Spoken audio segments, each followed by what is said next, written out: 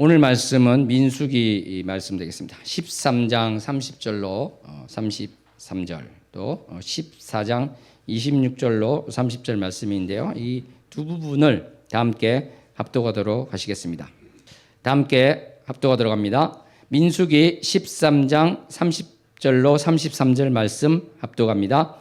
갈렙이 모세 앞에서 백성을 조용하게 하고 이르되 우리가 곧 올라가서 그 땅을 취하자 능히 이기리라 하나 그와 함께 올라갔던 사람들은 이르되 우리는 능히 올라가서 그 백성을 치지 못하리라.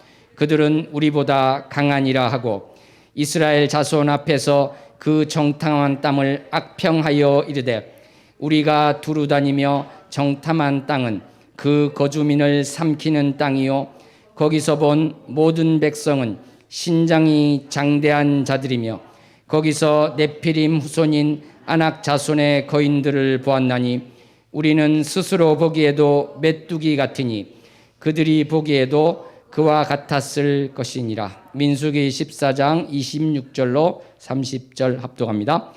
여호와께서 모세와 아론에게 말씀하여 이르시되 나를 원망하는 이 악한 회중에게 내가 어느 때까지 참으랴. 이스라엘 자손이 나를 향하여 원망하는 바 그 원망하는 말을 내가 들었노라. 그들의 이르기를 여호와의 말씀에 내 삶을 두고 맹세하노라.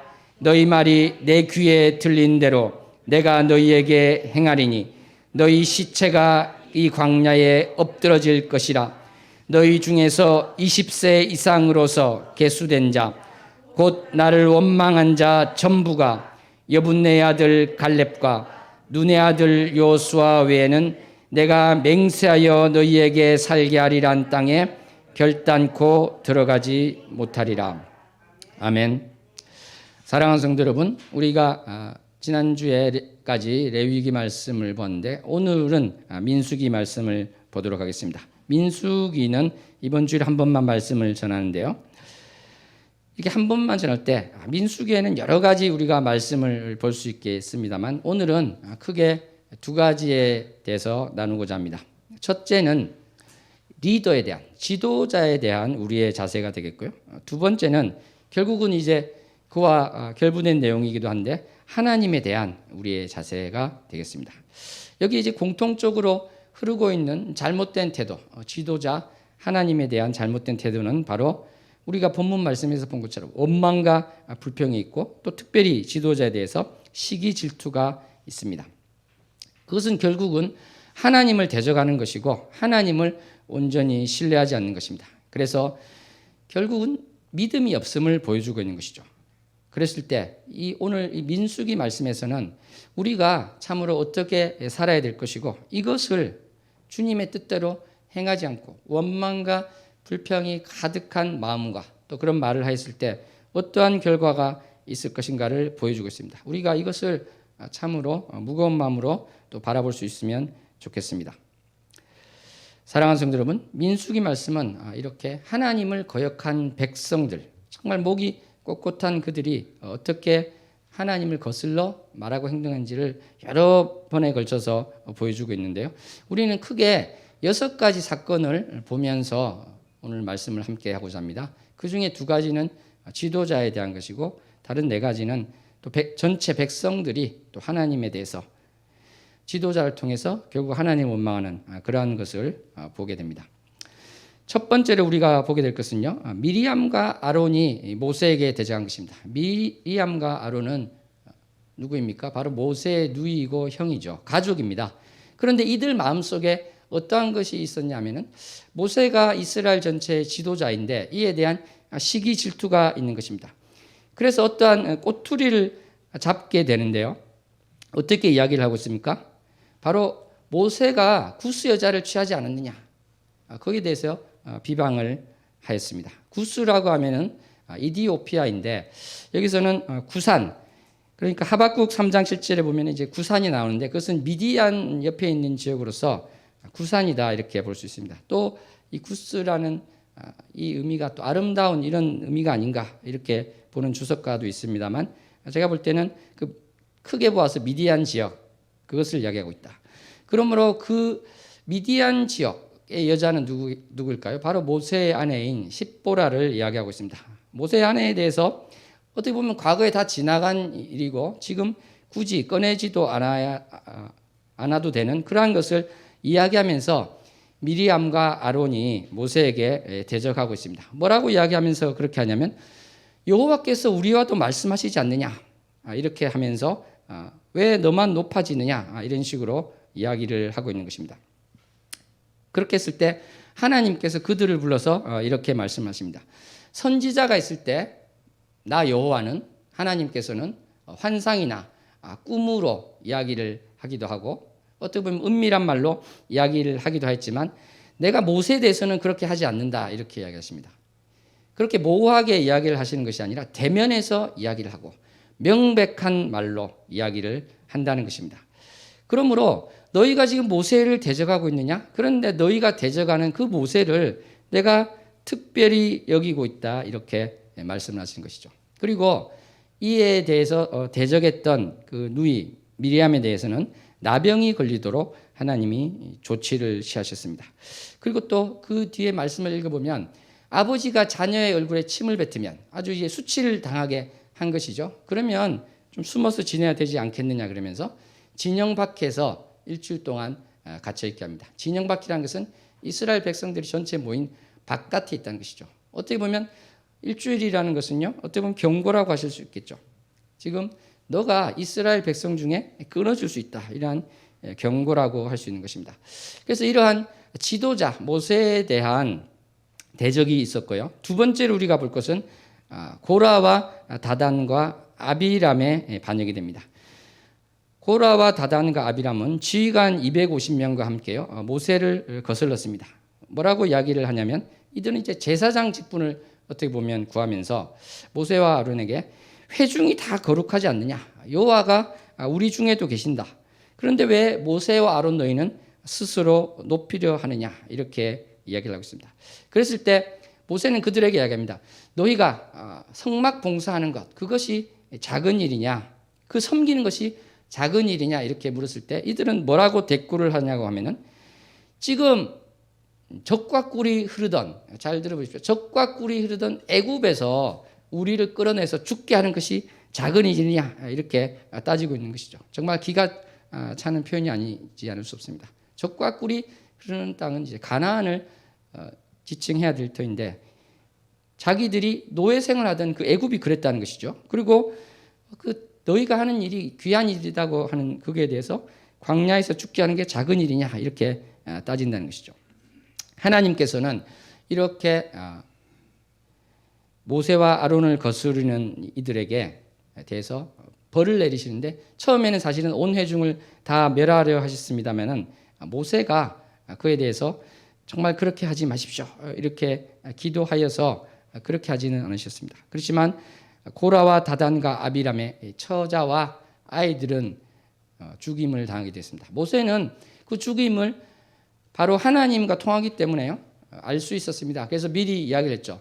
너희가 보통 사람이 죽는 죽음을 당하면 그것이 하나님께서 개입하지 않았다고 할 수 있겠지만 만약 하나님의 뜻이라면 너희가 땅이 벌어져서 입을 벌려서 너희를 삼킬 것이다. 그런데 실제로 그렇게 됐습니다. 땅이 갈라지고 고라와 다단과 아비람과 그 식솔들이 바로 그 벌어진 땅, 갈라진 땅 속에 산채로 재물과 함께 들어가게 되었던 것입니다. 그리고 여호와의 불이 나와서 그들과 함께 반역했던 지휘관 250명을 불살랐습니다.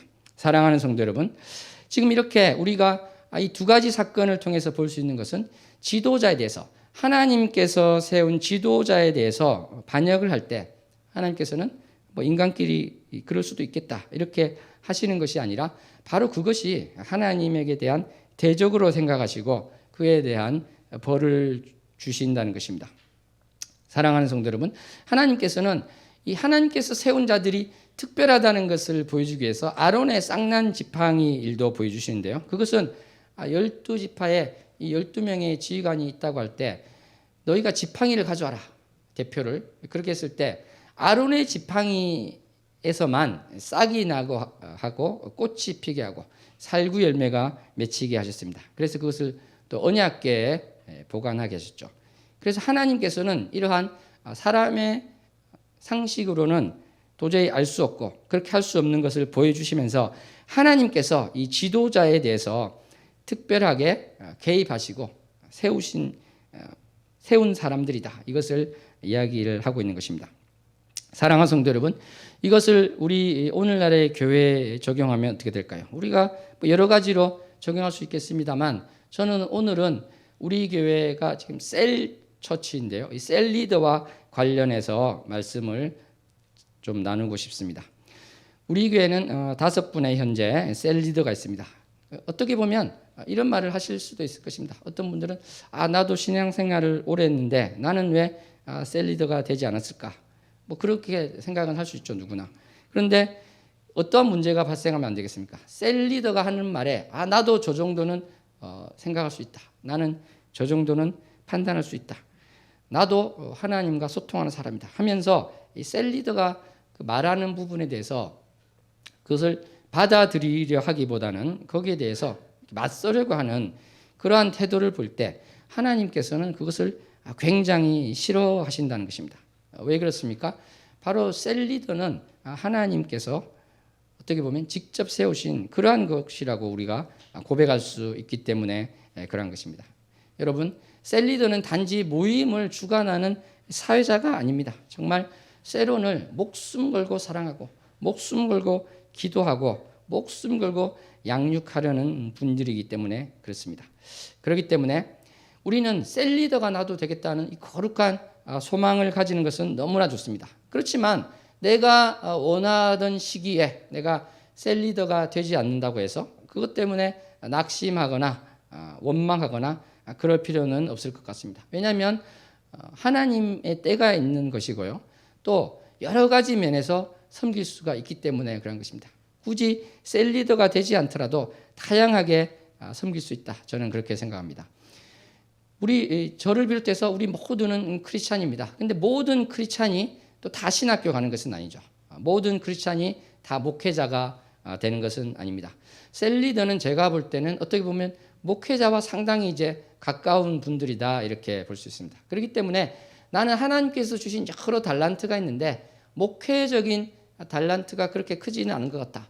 그런 경우에는 셀 리더가 되지 않아도 여러 가지 다양하게 당연히 섬길 수 있는 것이죠. 그런데 물론 저는 기본적으로 여기 있는 모든 분들은 한 사람도 빠짐없이 셀 리더가 될 수 있다. 저는 그렇게 생각합니다. 다 그런 자격이 충분하다고 생각합니다. 그럼 옆 사람과 고백했으면 좋겠습니다. 당신도 셀 리더가 되실 것입니다. 당신 셀 리더가 되실 것입니다. 셀 리더가 되어서 정말 셀원들과 함께 사랑을 나누고 양육하면서 더욱더 예수 그리스도의 마음을 알아가는 우리 모두가 되기를 소원합니다. 그래서 우리가 아까 말씀드린 이 두 가지 사건을 보면서 내 생각에 나도 리더와 어떻게 보면 동등한 그러한 것 같다. 이렇게 생각이 들지라도 그것이 다른 쪽으로 발전해서 그래서 내가 리더가 말하는 것을 받아들이지 못하겠다. 이러한 생각이 드신다면 그 생각을 빨리 지우시기 바랍니다. 빨리 지우시고 이것은 정말 어둠의 세력이 좋아하는 것이겠구나. 내가 셀 리더의 말에 순종하고 셀 리더의 말을 받아들일 때 내가 리더가 됐을 때 셀 원들이 나에게 그렇게 하는 것입니다. 아멘. 근데 내가 거꾸로 셀 리더가 하는 것을 전혀 귓등으로도 들으려 하지 않고 거기에 반응을 보이지 않고 무시하거나 이렇게 되면 자신이 셀 리더가 됐을 때 셀원이 똑같이 자기에게 한다는 것입니다. 그러므로 그러한 모든 것을 생각하면서 정말 셀 리더는 하나님께서 나에게 붙여진 분이다 이렇게 생각하고 정말 지도자로서 나를 양육하는 양육자로서 보고 그들과 함께 나아갈 수 있기를 소원합니다. 자, 이번에는 두 번째 큰 주제인 백성 전체가 하나님에 대해서 대적하였던 그 네 가지 사건을 보도록 하겠습니다. 첫 번째는 바로 우리가 본문 말씀 읽었던 정탐 후에 있었던 반역입니다. 하나님께서는 또 백성들이 신명기에 보면은 원하여서 그 가나안 땅을 정탐하게 하셨습니다. 그 거민이 강한지 약한지, 많은지 적은지, 땅이 좋은지 나쁜지, 그 성읍이 이렇게 막사처럼 되어 있는지 산성인지, 토지가 비옥한지 메마른지, 나무가 얼마나 있는지, 이러한 여러 가지를 탐지하도록 정탐꾼을 보냈던 것이죠. 각 12 정탐꾼을 보냈습니다. 그런데 거기에 가보니까 특별한 것이 있었는데 바로 네피림의 후손인 아낙 자손, 쉽게 말하면 거인족이 있었습니다. 아주 키가 아주 큰 그런 거인족들이 있었던 것입니다.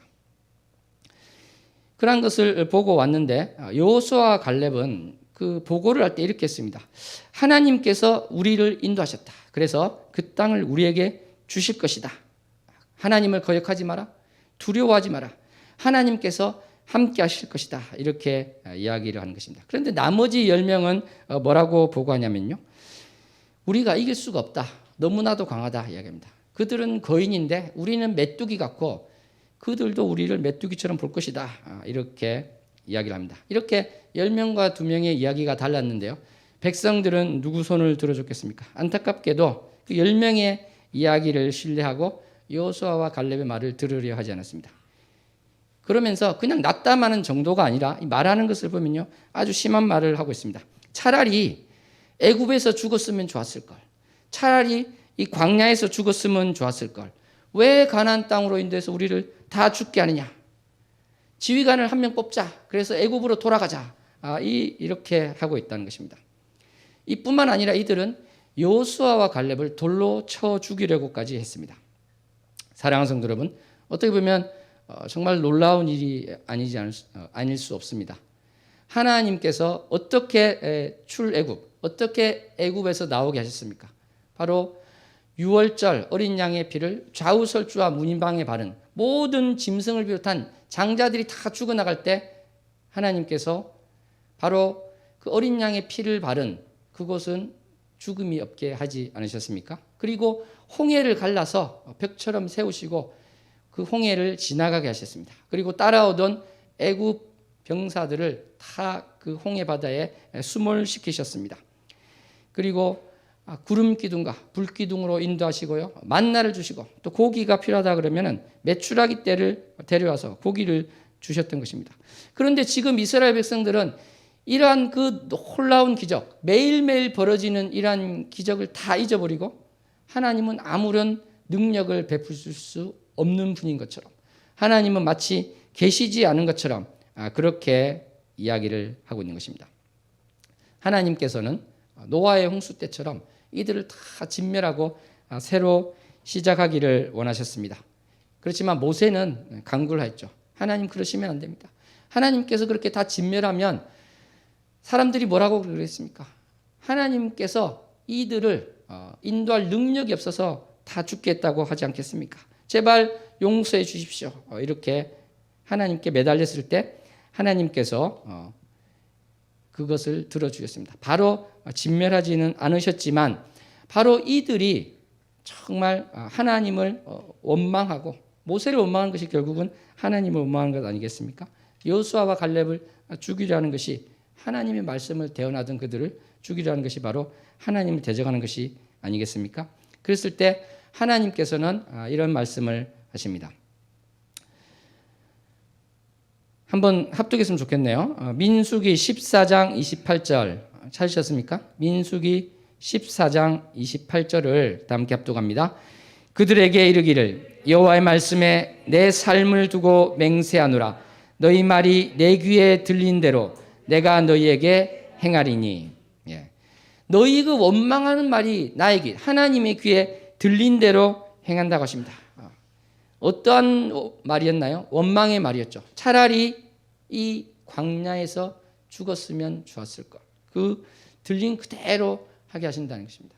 민수기에 보면요. 처음에 20세 이상 싸움에 나갈 만한 젊은이들을 비롯한 20세 이상의 모든 남자를 계수하는 장면이 나옵니다. 그래서 60만 명 정도가 이렇게 나오고 있는데 이들이 40년 동안 광야에서 헤매게 하셨습니다. 정탐을 할 때 40일을 했는데요. 하루를 1년으로 쳐서 40년간 광야에서 떠돌게 했던 것입니다. 그러면서 그들이 다 죽어서 없어지고 난 이후에 그 자손들이 가나안 땅을 가지만 너희들은 가지 못한다, 이렇게 이야기하신 것입니다. 그 시체가 광야에 쓰러질 것이다, 이렇게 이야기를 하고 있는 것입니다. 사랑하는 성도 여러분, 우리가 하나님께 불평과 원망을 할 때 그것이 아무 일도 없을 것이다, 우리가 이렇게 생각을 해서는 안 될 것입니다. 정말 하나님께 원망과 불평을 할 때 어떠한 결과가 있는지 우리는 지금 민수기 말씀 가운데 보고 있는 것입니다. 참으로 안타까운 것은요, 이미 이렇게 물이 엎질러지고 난 뒤에야 이스라엘 백성들이 깨달았다는 것입니다. 아차, 우리가 정말 큰일 났구나. 그래가지고 무슨 일을 했냐면 싸우러 가서 우리의 밥이다, 이렇게 여호수아와 갈렙이 이야기했을 때 그들을 돌로 쳐 죽이려 했던 이들이 이제야 뒤늦게 싸움을 하려고 하는 것입니다. 그래서 모세가 의미 없다, 가지 말라고 했지만 모세 말도 듣지 않고 또 싸우러 막 올라갔어요. 그러니까 정말 청개구리처럼 하는 것이죠. 이렇게 청개구리처럼 올라갔는데 결과는 어떻게 되었습니까? 대패를 했습니다. 싸움을 완전히 졌죠. 왜냐하면 하나님께서 도와주지 않으셨기 때문에 그런 것입니다. 사랑하는 성도 여러분, 그러므로 우리가 참으로 미련한 것은 이렇게 이미 마음과 말로 원망과 불평을 다 한 후에 뒤늦게 깨닫고 무엇을 한다는 것, 그것으로 앞에 했던 것을 돌이킬 수가 없다는 것입니다. 뭐 극단적인 예입니다만 자기가 범죄를 했을 때, 어떤 사람을 범죄를 하여 살해를 했을 때 아무리 그것을 뒤늦게 깨달아봐야 돌이킬 수가 있습니까? 돌이킬 수가 없는 것이죠. 그러므로 우리가 이 범죄하는 것에 대해서 너무 쉽게 생각해서는 안 될 것입니다. 사랑하는 성도 여러분, 하나님께서는 이 아까 있었던 여러 사건이 있었는데 이 과정 중에서 많은 이들이 전염병으로 죽는 것도 허락하셨습니다. 그래서 1만 4천 명이 죽기도 하고 그런 일들이 벌어졌습니다. 우리 두 번째 사건을 또 보도록 하겠습니다. 가데스 또는 이제 무리바 사건이라고 하는데요. 이 가데스는 우리가 지난 시간에 어떠한 것을 보았습니까? 거룩이라는 것을 보았죠. 거룩. 그래서 코데시 또는 카도시, 이것은 이제 거룩한이라는 뜻이죠. 카도시, 코데시인데 이 가데스라는 지명은 그래서 거룩한 곳이다, 이런 뜻이 되겠습니다. 또 무리바라고도 하는데 그것은 하나님과 이제 다퉜다는 뜻인데요. 여기서 어떤 일이 있었냐면 백성들이 이제 물이 없습니다. 물이 없으니까 또 이제 불평을 하는 것이죠. 어떤 불평을 하느냐? 정말 그 많은 사람들이 아까 죽었다고 말씀을 드렸는데 전염병으로 14,000명 이상. 우리도 그때 죽었으면 좋았을 걸, 이렇게 이야기를 하고 있습니다. 어찌해서 우리를 인도해서 다 죽게 하느냐?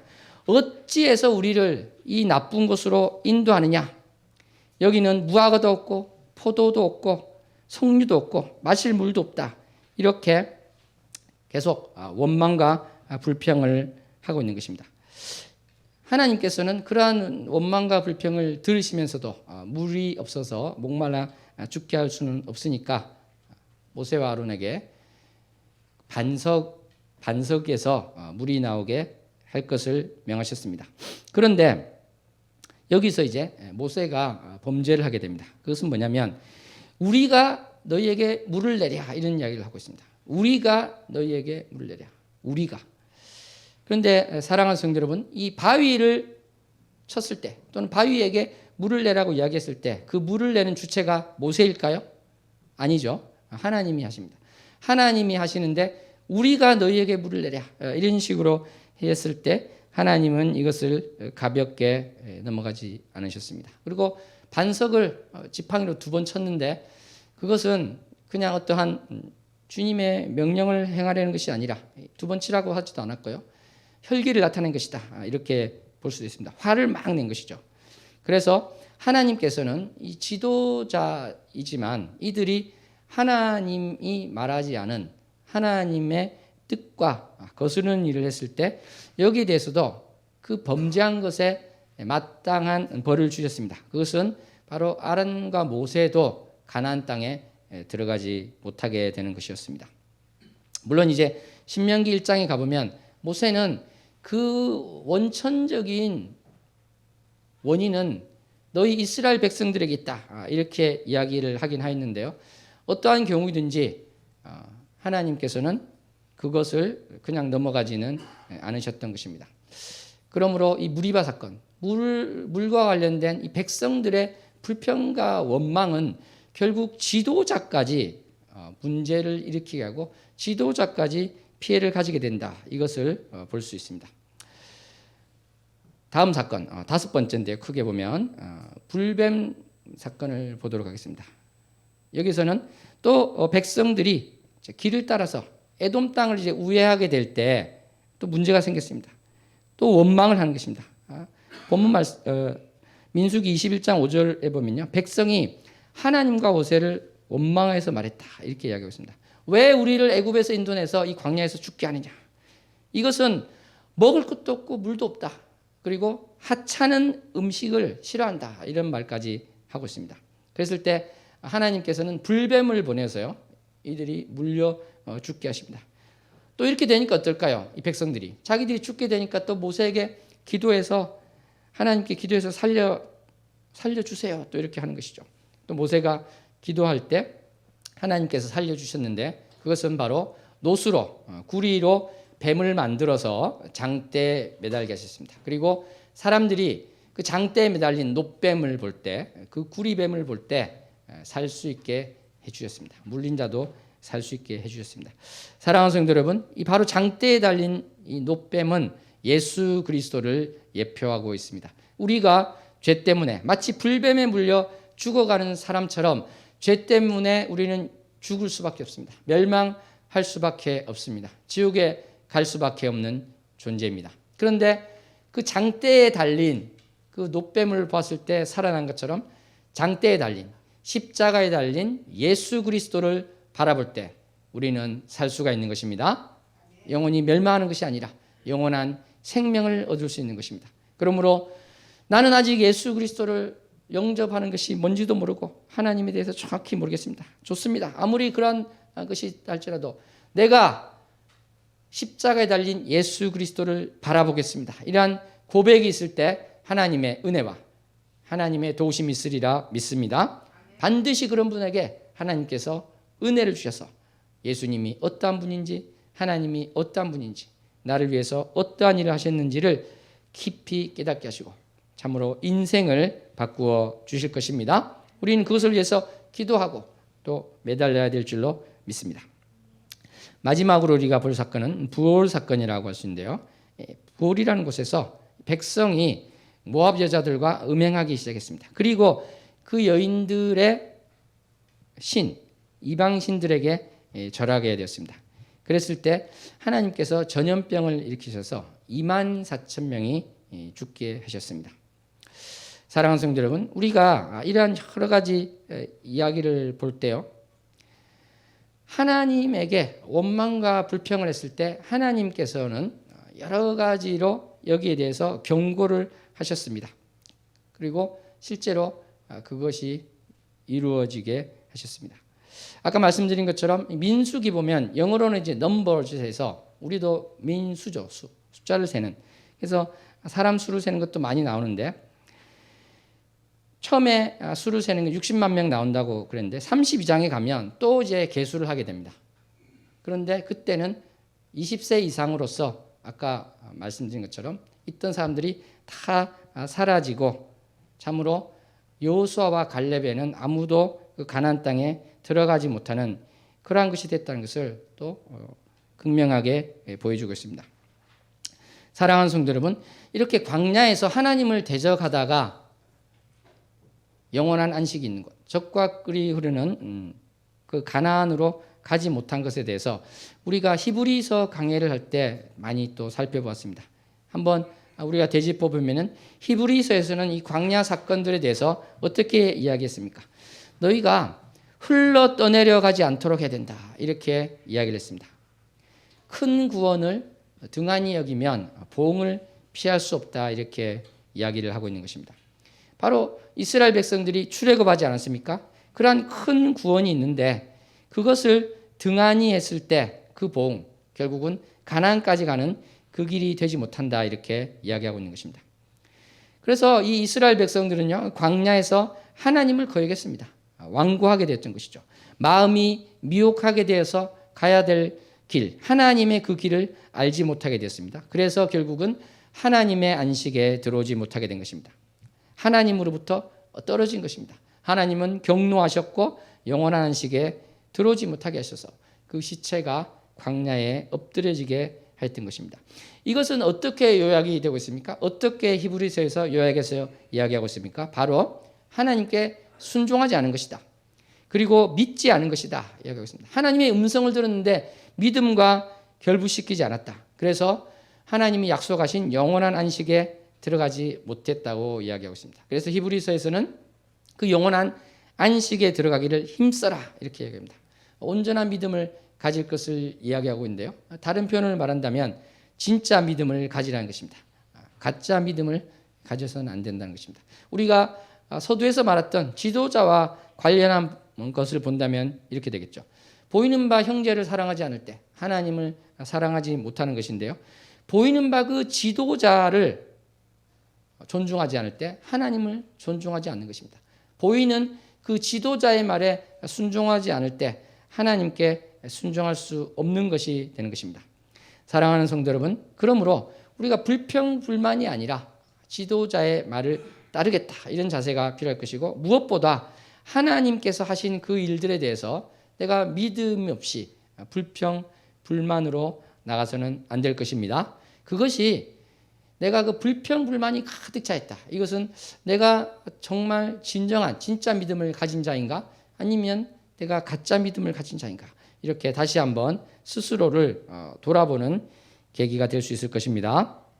사랑하는 성도 여러분, 얼마 전에 우리가 이제 동계 올림픽이 있었습니다. 거기 보면은 여러 가지 분야에서 종목에서 금메달도 따고 은메달도 따고 또 아주 좋은 성적을 내는 그런 분들이 있었는데요. 그들의 공통점은 그들에게 다 지도자가 있었다는 것입니다. 그렇지 않겠습니까?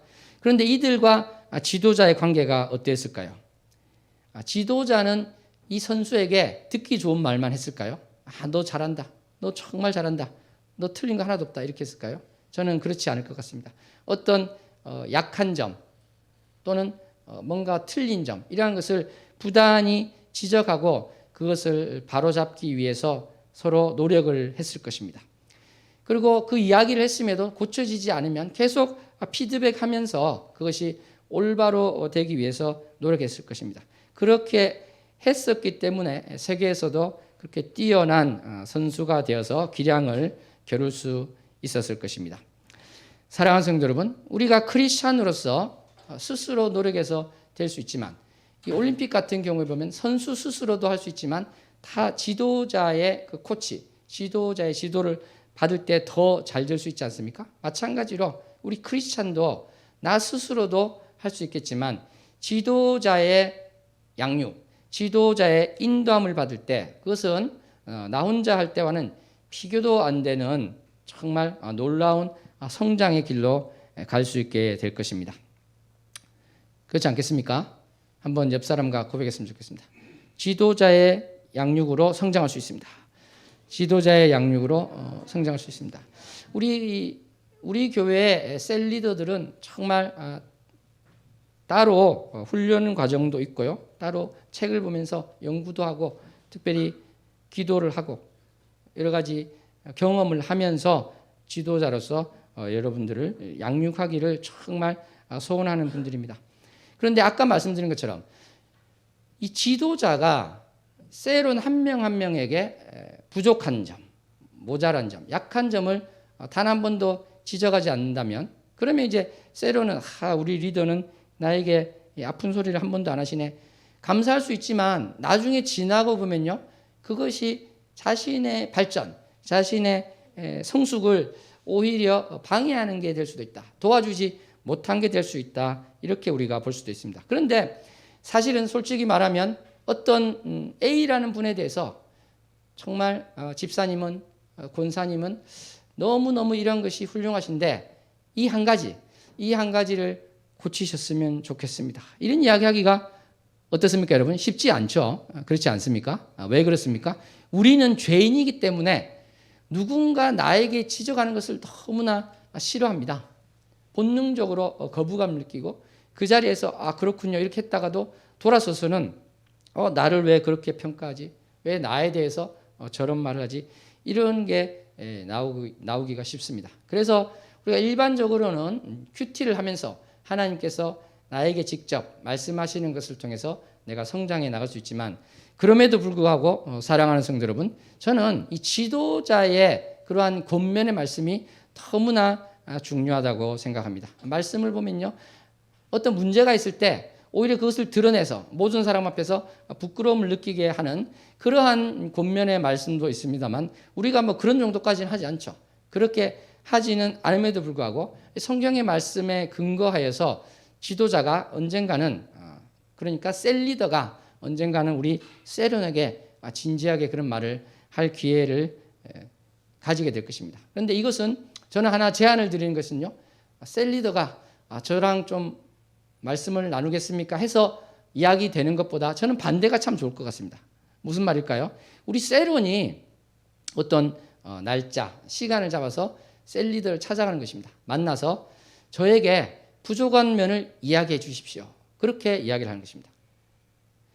이야기를 하려 하지 않으면 안 됩니다. 꼭 이야기를 해주세요. 그래서 그 부족한 것, 나에게 부족한 것을 셀리더의 입을 통해서 들으시기 바랍니다. 아멘. 그것이 너무나 좋은 것입니다. 왜냐하면 그분들이 일부러 뭐 나쁜 말 하겠어요? 그렇지 않습니다. 왜 제가 이 말씀을 드리냐면, 올림픽 비유를 들었습니다만, 선수는 자신이 못 보는 것이 있어요. 그 지도자가 꼭 봐야지 되는 부분이 있고, 그것을 고쳤을 때 그분은 동메달도 못 딸 사람이 금메달도 딸 수 있게 되는 것입니다. 그러므로 정말 우리가 스스로 마음에 결단을 했으면 좋겠습니다. 내가 리더를 만나리라. 리더를 만나서 나의 부족한 점을 이야기를 해주세요. 내가 절대 말했다고 원망하거나 불평하거나 미워하지 않을 테니 제발 이야기해 주세요. 그래서 꼭 그 말씀을 들으시기 바랍니다. 들으시고 그것을 고쳐나갈 때 더 성숙한 사람이 되고, 더 성장하는 사람이 되고, 더 큰 그릇이 되고, 하나님이 기뻐하시는 분으로 나아갈 수 있다고 생각합니다. 아멘. 사랑하는 성도 여러분, 우리가 이 출애굽한 이스라엘 백성들이 광야에서 다 죽고 그 자녀들만 가나안 땅에 갔는데, 이것은 어떤 비유가 될까, 이렇게 한번 생각해 볼 수 있습니다. 여기서 이제 말씀드린 것은 신학적으로 이러한 것이다, 이렇게 받아들이기보다는 한번 우리가 생각을 해보면 좋을 것 같아, 이런 생각이 듭니다. 저는 이것을 1차적으로 이렇게 한번 생각해 볼 수도 있을 것 같습니다. 우리가 세상에 살다가 교회에 왔습니다. 저는 이것이 어떻게 보면 출애굽한 것과 비슷할 수도 있겠다, 이런 생각이 듭니다. 교회에 왔습니다. 그런데 교회에 온 것은 어떻게 보면 영원한 구원을 얻을 정말 큰 발걸음이긴 하지만, 교회라는 이곳에 출석한다는 것 자체가 100% 그 영원한 구원을 보장해 주는 것은 아닙니다. 그것은 제가 분명히 말씀드릴 수 있습니다. 왜냐하면 교회에 출석한다고 해서 그것 자체가 완전히 구원을 받고 지옥은 절대 안 간다, 그것 절대 아닙니다. 가나안 땅에 가는 것처럼 우리는 하나님을 참으로 나의 구주로 온전히 영접해야 돼요. 예수 그리스도를 온전한 나의 구주로 영접해야 되는 것입니다.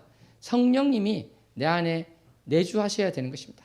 그렇지 않고 그냥 남들이 하는 말을 따라하는 것으로는 결코 안 된다. 이것을 꼭 말씀을 드립니다. 그래서 우리가 히브리서에서도 많이 보았습니다만, 지금 많이 착각하는 것이요, 히브리서 6장을 잘 읽어보면은 그 성령의 은사에 참여한 바 된 그것들이 어떻게 보면 우리가 신앙생활에서 어떤 연수를 거듭해서 경험할 수 있는 그러한 것들이 다 포함됩니다. 근데 그것 자체가 나의 진짜 믿음을 보장해 주는 것은 아닙니다. 마태복음 7장에 가면 어떻게 되어 있습니까? 나더러 주여 주여 하는 자마다 천국에 들어갈 것이 아니다, 이렇게 분명히 이야기를 하고 있습니다. 하나님의 뜻대로 행하는 자라야 들어간다고 이야기하십니다. 우리가 주의 이름으로 선지자 노릇을 했습니다. 예언도 했고요, 귀신도 쫓아냈습니다. 많은 권능을 행했습니다. 그런데 그것이 중요한 것이 아니라는 것입니다. 나는 너희를 알지 못한다. 불법을 행하는 자들아 내게서 떠나라, 이렇게 하십니다. 이것이 여러분이 보실 때 천국은 갔는데 상급은 적다고 이렇게 생각이 되십니까?